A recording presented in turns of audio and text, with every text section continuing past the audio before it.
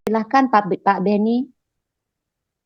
Ya, oke. Jadi, eh, ibu-ibu, kita buka di dalam Wahyu, kitab Wahyu ya kali ini ya. Wahyu 20 ayat 12. Wahyu 20 itu di ujung ya, sudah hampir mau bubar itu Wahyu. Ayat 12. Wahyu 20 ayat 12. Saya bacakan ya. Dan aku melihat, dan aku melihat orang-orang mati besar dan kecil berdiri di depan tahta itu. Lalu dibuka semua kitab. Lalu dibuka semua kitab. Dan dibuka juga sebuah kitab lain, yaitu kitab kehidupan. Dan orang-orang mati dihakimi menurut perbuatan mereka, berdasarkan apa yang ada tertulis di dalam kitab-kitab itu. Jadi kitabnya ada banyak ya di dalam kitab-kitab itu. Tak itu. Kitab-kitab ya. Jadi kitabnya banyak, bukan cuma satu. Lalu sekarang saya akan tambahkan dengan Roma 2, Roma 2 ya, kitab Roma. Kita geser ke dekatnya Roma 2. Kisah Rasul ya, Roma 2 ayat 15. Ayat 15. Nanti ada 15. nyambung dengan kitab-kitab tadi itu. Oh, Roma 2 ayat 15 ya, saya bacakan.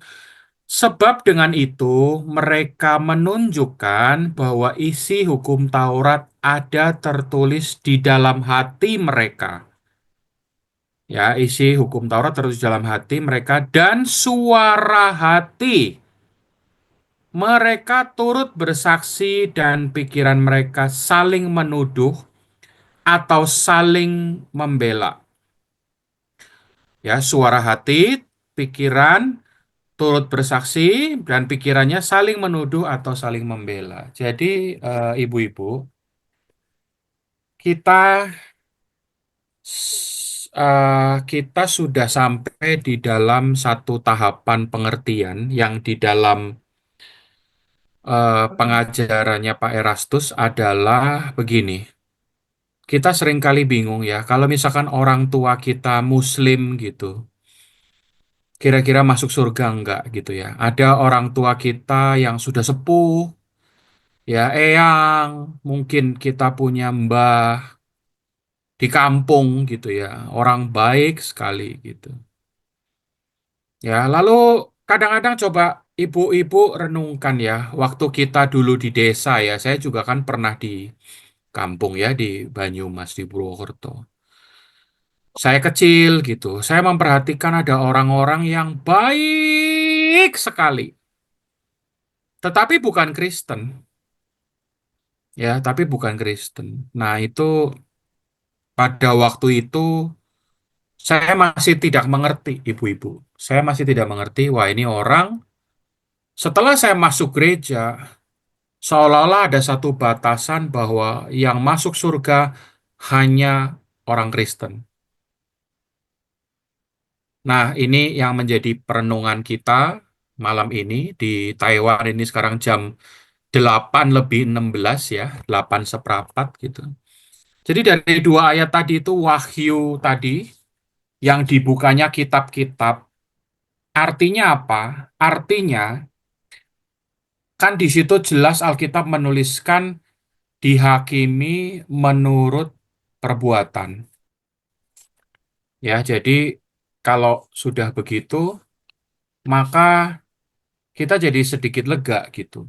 Karena di dalam Wahyu 20 tadi ya, Wahyu 20 ayat 12 kan dikatakan semua kitab. Lalu yang bawah kan tulisannya berdasarkan yang tertulis di dalam kitab-kitab. Jadi kitabnya bukan satu. kitab-kitab. Kitabnya Iya. banyak. Kalau bahasa Pak Erastus disebutnya jamak. Banyak. Artinya apa? Artinya kalau bahasa kita adalah yang dibuka bukan cuman Alkitab, tapi juga Quran, tapi juga kitabnya orang Buddha yang namanya Tripitaka, dan kitabnya orang Hindu, Weda. Kebalik nggak ya? Nah gitu. Kitabnya orang Konghucu, atau kitabnya kalau dulu zaman dulu saya waktu kecil itu, apa acara mendaki gunung gitu ya, pramuka itu ada kejawen. Ya di gunung gitu. Ada orang yang hidupnya sangat baik ya. Simbah-simbah yang baik sekali gitu. Begitu ditanya apakah mereka Muslim, kadang-kadang mereka kejawen. Mereka bilang mereka kejawen. Nah, jadi kitab apa yang dibuka? Kitab itu. Wah, itu harusnya membuat kita bersyukur ya bahwa kalau simbah kita orang baik, kalau yang kakung kita orang baik gitu. Maka ada kitab yang dibuka. Dan kitab itu yang dihakimi menurut perbuatan. Wahyu 20 ayat 12 ditulis dihakimi menurut perbuatan. Nah, ini akan membuat kita lega, apalagi ibu-ibu yang hidup di Hong Kong, di Taiwan. Beberapa waktu kan kita pernah sharing orangnya baik, ya sopan gitu. Nah, orang-orang seperti itu apakah masuk neraka? Nah, itu yang membuat kita sekarang malam ini menjadi lega bahwa mereka juga akan bersama-sama dengan kita. Dasarnya apa?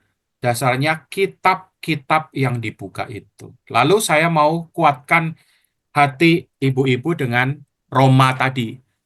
Di dalam Roma 2 ayat 15 itu ada kata-kata tertulis di dalam hati mereka dan suara hati. Nah, suara hati ya. Suara hati itu artinya apa? Begini, kalau di sebelah kita ini ada duit 50.000 rupiah ya, gambar apa tuh? Kalau 50.000 gambar, kalau Soekarno-Hatta itu kan merah ya kalau uang Indonesia ya. Saya lagi nggak punya uang Taiwan nih soalnya, uang Indonesia ya. Coba ya, ini kalau ini kan uang biru nih.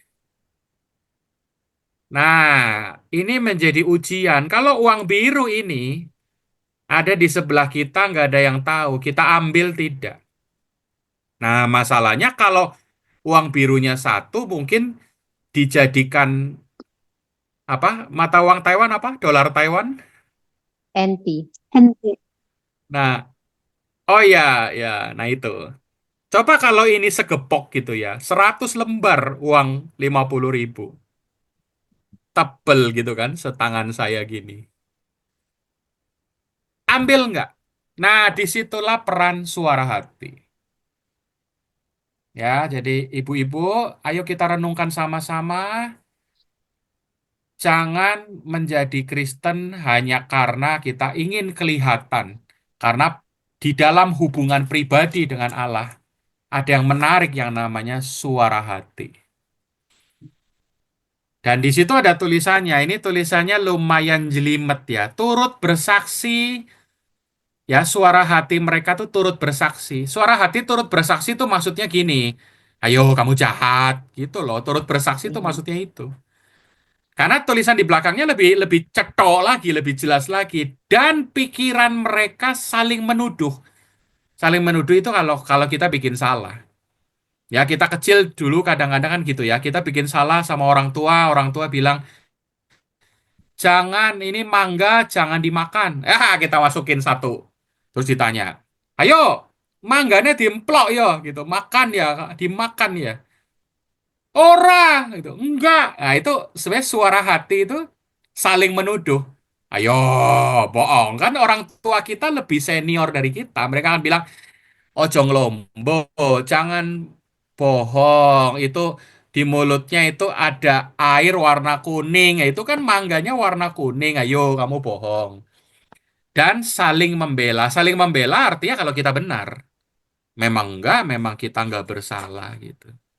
Nah, jadi ibu-ibu, ini ayat ini melegakan sekali ya, khususnya buat kita orang Kristen yang mungkin eh, masih dikacaukan oleh bahwa hanya di dalam kekristenan yang masuk surga, semua orang masuk neraka.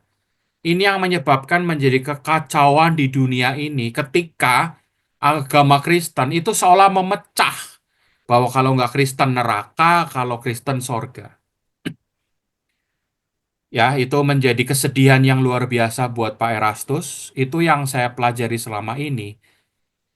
Ibu-ibu harus bisa membedakan keselamatan di luar Kristen dan keselamatan di luar Kristus. Itu beda. Di luar Kristen, di luar Kristus. Kalau di luar Kristen, artinya agama lain. Kalau di luar Kristus, bicaranya adalah yang waktu itu saya ngomong. Ini saya tulis lagi, biar tetap kelingan, yaitu keluarga kerajaan Bapa. Ya, jadi kalau namanya di luar Kristus atau di luar Yesus, artinya tidak menjadi keluarga kerajaan Bapa. Keluarga artinya apa? Ya mlebu ngumah gitu, gampang kan? Kalau kita bilang apa sih bedanya keluarga sama bukan keluarga? Oh, sederhana sekali. Ya, apalagi ibu kan ibu tahu gitu. Ada orang laki nyelonong tukang tahu, misi gitu. Masuk ke rumah kan kita masih bilang, "Mas, Mas, Mas, jangan jangan jangan masuk, Mas. Ini dudu rumahmu kan, bukan rumahmu gitu." Loh, ya permisi lah, saya kebelet kencing. Oh, ya bisa, kamu kencing di pohon sana kan gitu. Tapi kalau anak kita pulang sekolah, ya anak kita pulang sekolah, ibu, ibu, aku pulang sekolah. Oh ya sana masuk rumah, kamu segera cuci tangan, cuci kaki. Itu ibu sudah masak. Ya nasi bergedel, jangan kangkung gitu. Ayo silakan masuk rumah. Kenapa? Karena kowe anakku gitu. Kamu anakku. Nah itulah keluargamu, keluargaku. Sama gitu. Saya di rumah saya tiba-tiba anak kecil lari-lari, misi om gitu. Saya akan bilang stop. Sopo kowe, misi om ke sopo. Oh saya Winston, anaknya Pak Edward gitu. Oh iya, Pak Edward ki sopo. Kan saya tanya lagi kan. Ya nggak tahu, pokoknya saya anaknya Pak Edward. Nah saya akan bilang tunggu dulu. Kamu ngaku Edward taunya Bambang kan. Nanti dulu, kamu bukan dulurku gitu loh. Tapi kalau anak saya, papa, aku pulang, oh langsung saya peluk kan, gitu. Itu namanya keluarga Beni, gitu. Nanti ada keluarga Ibu Lisa, ada keluarga Ibu Nena, ada keluarga Ibu Wenarsi, gitu ya. Yosefa juga, Alana. Itu namanya keluarga kerajaan Bapak. Jadi sekali lagi saya ingin memberikan perimbangan, satunya adalah keselamatan di luar Kristen, satunya adalah keselamatan di luar Kristus. Nah, yang di luar Kristus inilah yang kita bicara keluarga kerajaan Bapa. Nah, saya balik lagi ya, yang Kristen dulu. Inilah sambungannya Wahyu 20 tadi ayat 12. Dan suara hati, yaitu Roma 2 ayat 15 itu. Saya nambah lagi. Ini ya, ibu-ibu, yang menjadi kekisruhan dan kekacauan dari banyak sekali kejadian di dunia ini adalah hal ini. Adalah bagaimana orang-orang Kristen yang pendetanya salah ngajar, sehingga seolah-olah Kristen sorga, agama lain neraka. Padahal jelas di sini Alkitab menjelaskan sama kita bahwa Wahyu 20 itu pegang itu ya. Wahyu 20 ayat 12 itu mengatakan kitab-kitab, Kitab. bukan satu kitab saja. Artinya apa? Artinya disitulah Allah Maha Kasih. Ya, bisa dibayangkan bahwa ada orang tinggal di gunung, ada orang tinggal di pantai yang jauh, desa gitu. Bagaimana bisa mereka mengenal kekristenan gitu? Boro-boro. Nah, disitulah kemahakasihan dari Allah kita. Adalah Dia menghakimi menurut perbuatan. Yaitu Wahyu 20 ayat 12 itu ada kata dihakimi menurut perbuatan. Sekali lagi, jadi dari situlah memberikan kita sebuah lega kalau ibu semua pernah punya orang tua, ya atau ada lagi, kita pernah punya anak umur 3 tahun meninggal, boro-boro Kristen, ya baru bisa ngomong, mungkin baru bisa ini, atau umur 2 tahun meninggal, kan anak 2 tahun tuh baru bisa jalan, sudah ngomong, ya sudah macam-macam, tapi mungkin masih anak kecil kan. Tiba-tiba meninggal. Nah, bagaimana? Ya dia akan dihakimi menurut perbuatan. Tentunya perbuatannya manis ya, anak kecil ya. Anak kecil kan nggak bikin jahat. Mhm. Ya, anak anak apa yang bikin jahat sih? Anak gede kayak kita kan. Kalau anak kecil kan nggak bikin jahat karena hatinya masih bersih. Ibarat kertas masih kosong gitu. Kalau kita yang ngajarin tuh benci tuh sama om itu, dia akan benci sama om itu. Anak kecil kan kosong. Kita yang ngajarin tuh ya, kamu harus nanti kerja yang rajin. Nah, dia akan di otak dia kerja yang rajin gitu. Saya dulu pernah punya cerita lucu, mama saya bilang, nanti ya pokoknya ke sekolah yang rajin supaya jadi orang gitu. Sampai saya nanya, mah sekarang apa gitu. Kalau nanti jadi orang, sekarang aku apa gitu. Kebo apa monyet gitu. Mama saya ketawa gitu. Ya sekarang ya orang, tapi beda orang yang mama maksud gitu. Ya jadi sekali lagi, ibu-ibu, Wahyu 20 ayat 12 ini memberikan kelegaan sama kita. Supaya kita apa? Supaya kita nggak kejam. Supaya kita punya belas kasihan. Dan kita punya hati yang bersih. Kalau ada orang di Taiwan, orang baik tapi beragama Konghucu. Jangan buru-buru nih jari bilang kamu masuk neraka karena kamu bukan Kristen. No, Alkitab tidak mengajarkan kita itu karena mereka akan dihakimi menurut perbuatan. Nggak usah suruh ke gereja. Yang penting ayo kita tunjukkan bahwa kalau Kristen seperti kita. Orang melihat hidup kita gitu dan susah payah kan kita untuk hidup benar. Nah, ayo lakukan itu sama-sama dan sekarang saya tetap sambungkan kembali dengan Roma tadi. Roma 2 ayat 15, di mana kata-kata yang penting di situ adalah suara hati. Wah, ini penting banget, ibu-ibu. Suara hati itu penting sekali. Kenapa? Karena rata-rata orang itu mau berbuat jahat itu tidak langsung. Satu, dua, tiga, tusuk bunuh. Nggak begitu. Ya kecuali orang terjepit ya karena membela diri gitu. Kalau kita nonton di film-film orang tiba-tiba menembak itu kan karena membela diri. Tapi kalau orang mau jahat itu kan proses. Dari mulai pertama lihat mukanya udah sebel dan seterusnya sampai dengan ya terus kita berbuat jahat gitu. Kita bisa membunuh gitu. Ya itu siapa yang mengendalikan kita? Suara hati. Jadi suara hati suaranya siapa? Suaranya cuma dua. Kalau nggak suara Roh Kudus, suara iblis. Cuma dua. Suara cuma dua. Setelah itu kita yang menerima atas suara itu. Ya, jadi ini menjadi kayak semacam eh alarm gitu. Alarm buat kita. Untuk apa? Untuk kita tidak kejam. Kita menjadi orang yang penuh belas kasihan. Kalau kita melihat orang, kita akan langsung punya suara di dalam hati kita. Dalam suara hati kita, kita tidak berpikir bahwa, oh kamu agama Buddha, kamu berarti masuk neraka. Ya, enggak sama sekali. Kita tidak menghakimi dia, kita tidak istilahnya menganggap bahwa dia itu adalah orang jahat gitu. Tapi justru kita penuh belas kasihan. Nah, dengan begitu kita jadi punya rasa apa? Kita jadi punya rasa bahwa semua orang itu dikasihi oleh Allah Bapa. Bahwa semua orang dikasihi oleh Allah Bapa. Dan hati kita jadi lembut banget ketika kita punya suara hati yang seperti itu. Nah, suara hati inilah yang kalau ibu-ibu bayangkan tadi, orang tua kita, orang senior kita, yang mungkin sekarang sudah meninggal, terus kita teringat. Sekarang mungkin usianya sudah 100 lebih kalau masih hidup misalkan.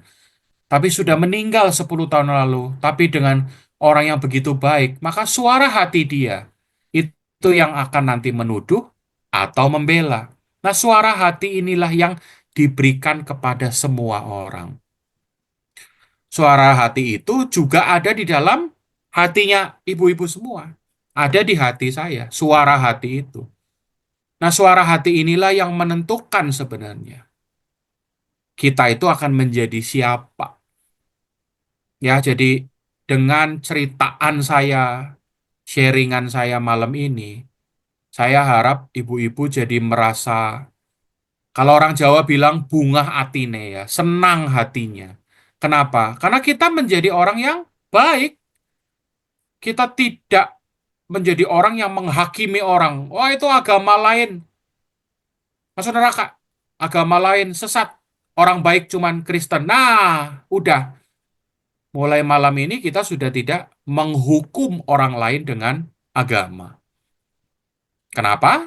Karena yang menyelamatkan orang adalah kitab perbuatan itu.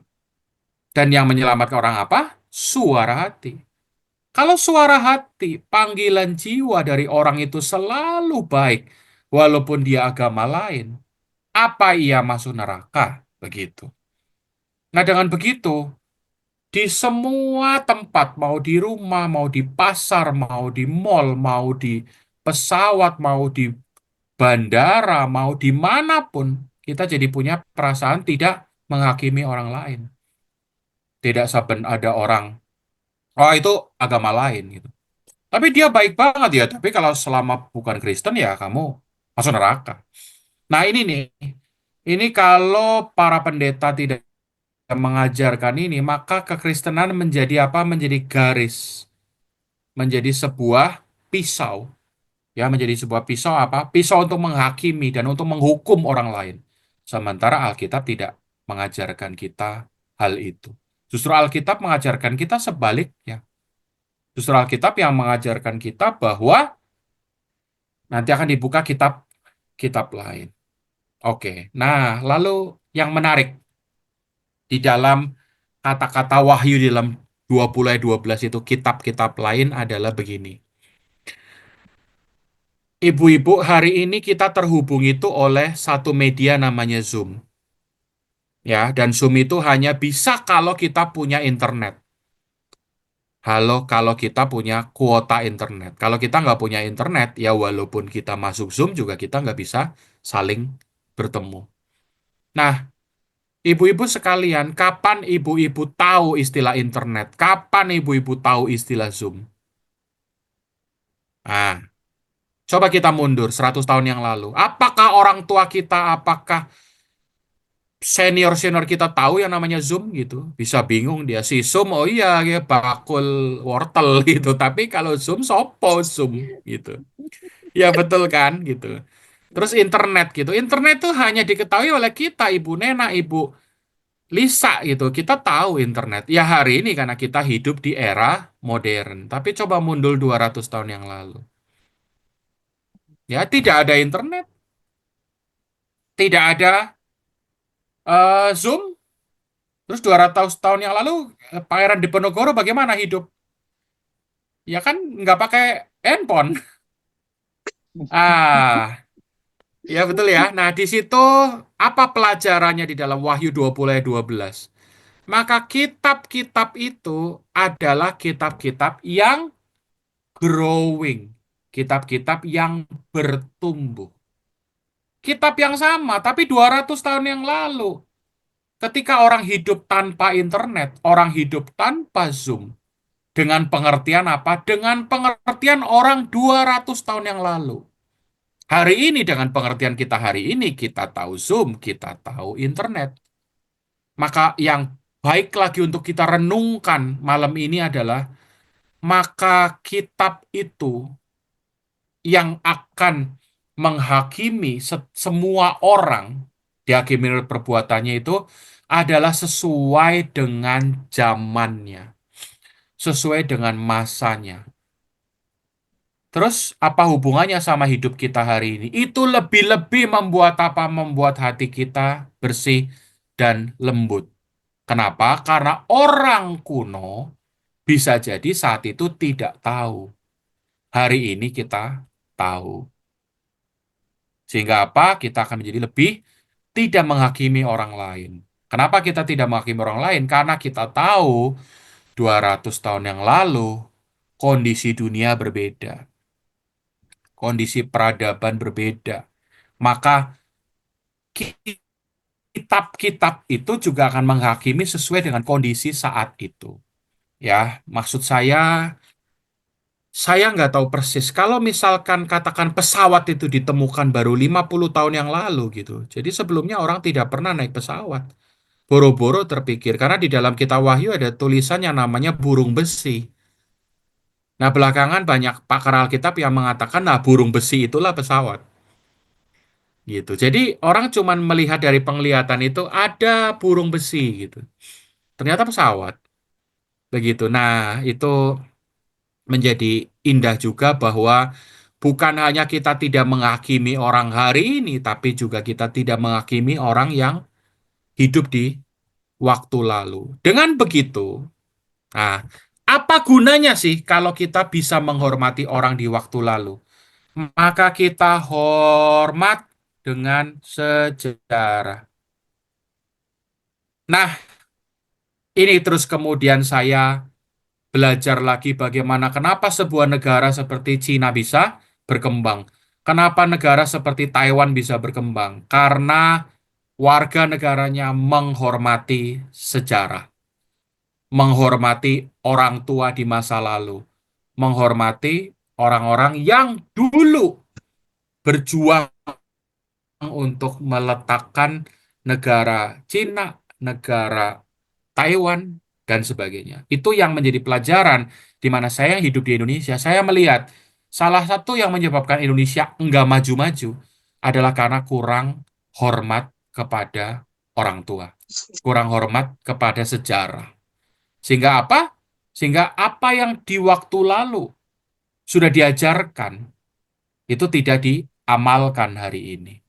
Padahal kalau diamalkan, wah Indonesia sudah maju sekali. Kalau dibanding Taiwan, kita kapan kemarin kan sudah cerita bagaimana mereka bagaimana mereka menghormati orang tua. Nah, itu kan semuanya lagi bicara mengenai sejarah. Mereka menghormati penemuan.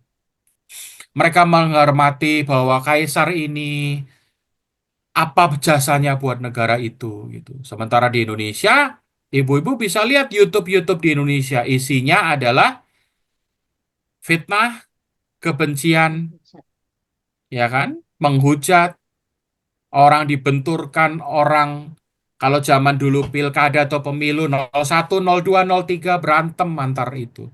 Padahal sekarang mungkin yang 01 juga udah lupa, 02-nya juga sudah lupa gitu. Tapi rakyatnya dibenturkan. Kenapa bisa begitu? Jadi Bapak Ibu bisa bayangkan ya kekristenan ini dengan kita belajar kitab Wahyu 12 ini dan ilmu suara hati Roma 2 ayat 12 ayat 15. Kita belajar bagaimana orang Kristen itu seharusnya tidak ikut-ikutan di dalam YouTube-YouTube yang isinya kebencian, fitnah, mempertentangkan antara presiden ini dengan presiden ini, antara partai ini dengan partai ini. Kenapa? Karena masing-masing kita punya kitab yang akan dihakimi menurut kitab-kitab masing-masing. Nah, itu juga saya sesalkan sebagai orang yang saya hidup setiap hari di Indonesia. Saya melihat kalau mereka baca kitab Wahyu, mereka nggak perlu saling membenci. Kalau ada orang yang kekurangan, tegur, ingetin, Mas, jangan korupsi, Mas. Malu sama generasi-generasi. Oh ya, baik, Mas. Kan harusnya seperti itu. Boro-boro seperti itu karena tidak menghormati sejarah.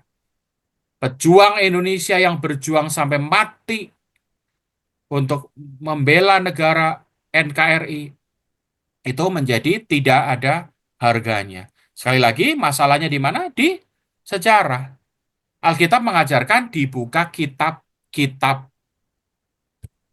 Kitab kan termasuk buku. Ya kan, kitab kan buku bentuknya. Artinya apa? Artinya cerita-cerita yang kita sebagai orang yang dihidup generasi sekarang, kita belajar dari masa lalu. Dan membuat apa? Membuat rendah hati. Kalau orang lain salah, dan itu tertulis di dalam Alkitab, tujuannya apa? Supaya kita belajar. Saya tulis di sini. Kalau, jadi gini, saya akan tulisnya begini. Mengapa Alkitab menuliskan orang salah? Contoh, Daud pernah salah. Lalu siapa lagi yang pernah salah? Abraham pernah bikin salah. Karena dia bohong kan, bahwa bilang Sarai itu adiknya, bukan istrinya. Itu dia bohong gitu. Mengapa Alkitab menuliskan orang salah? Jawaban adalah supaya kita belajar rendah hati. Nah, itulah Alkitab. Jadi malam ini juga ada tambahan lagi betapa hebatnya Alkitab. Betapa kita harus menghormati Alkitab sebagai kitab yang jujur. Yang hanya tidak ngomong baiknya doang, tapi juga salahnya supaya orang belajar. Dan situlah saya belajar banget bagaimana di Alkitab itu para penulisnya. Ada 40 penulis Alkitab. Ya, jadi penulis Alkitab itu ada 40 dari Perjanjian Lama dan Perjanjian Baru. Dan itu ditulis di dalam rentang waktu 1.500 tahun. Nah, di dalam 1.500 tahun ada 40 penulis. Dari yang penulis pertama yang namanya Musa, yang menuliskan Kejadian, Keluaran, Imamat, Bilangan, Ulangan. Setelah itu Yosua menuliskan. Terus ya, sampai dengan kitab terakhir kita, kitab Wahyu, ditulis oleh Yohanes. Ya, Yohanes yang apa tuh? Yang murid Tuhan Yesus. Nah, di situ ada banyak kesalahan. Ada banyak orang bunuh orang. Ada Daud mengambil istri Uria. Abraham juga pernah bohong. Dan banyak kesalahan-kesalahan lain dituliskan oleh Alkitab. Tujuannya apa? Supaya kita rendah hati belajar. Kita jangan mencontoh kesalahannya. Kita belajar dari orang-orang yang lebih senior di Alkitab itu. Saya nggak tahu di kitab lain bagaimana, tapi kalau Alkitab kita di dalam kekristenan kita adalah sebuah buku yang jujur.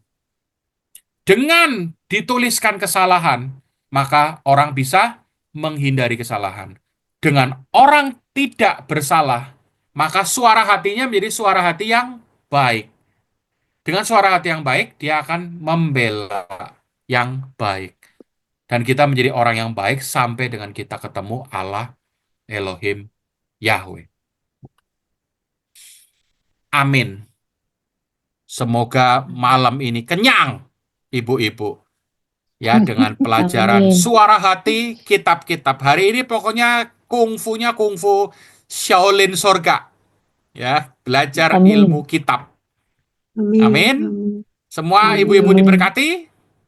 Amin. Berkati. Amin. Amin.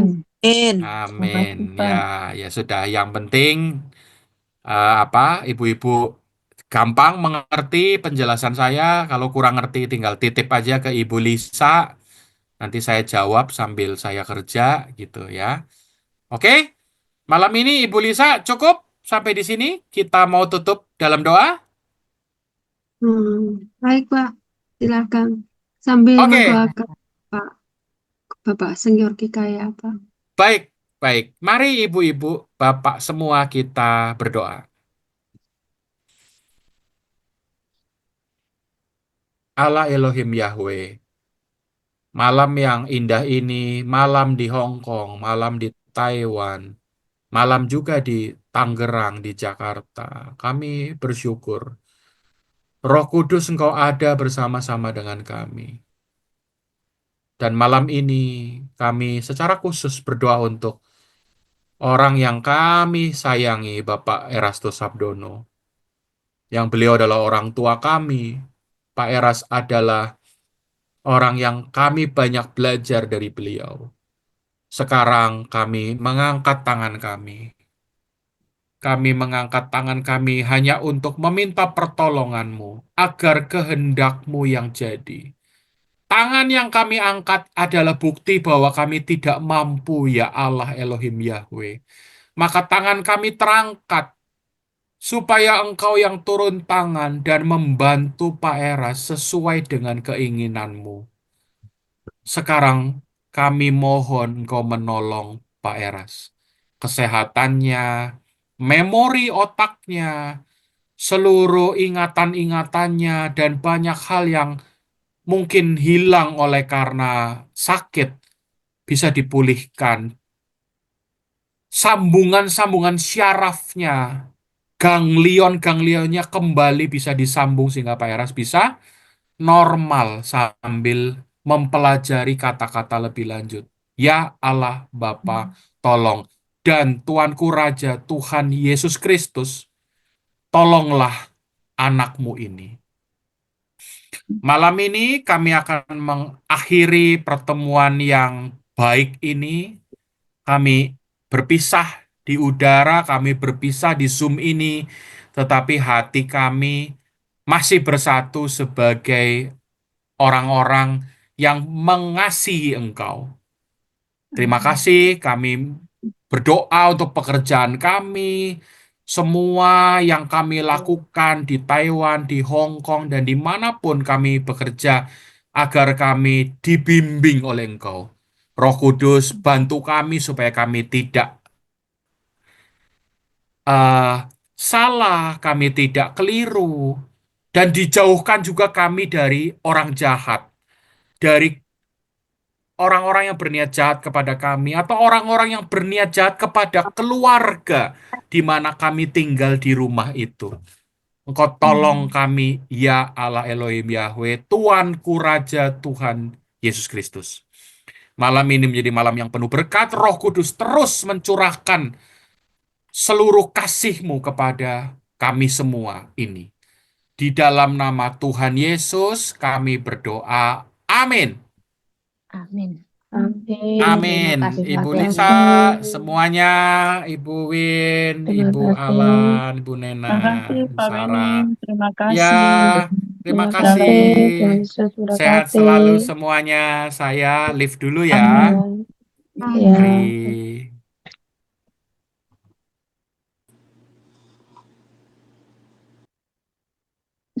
Mungkin Pak Beni sibuk ya. Iya kayaknya. Hari ini nggak ada kesaksian. Ya, enggak mendadak nggak ada kesaksian ya. Mungkin kira-kira. Mungkin sibuk kerja beliau, makanya kayaknya sekali waktunya. Iya kan Kaki bilang dia masih kerja. Iya, Iya kan? Iya. iya. Mm-mm. Ya nggak apa-apa lah. Ya udah, kata undur dulu ya. Ketemu besok Oke. Sabtu. Tuhan Yesus berkati. Oke, Tuhan Yesus Halo. memberkati. Bye-bye. Sampai jumpa hari Sabtu. Bye. Bye. Hmm.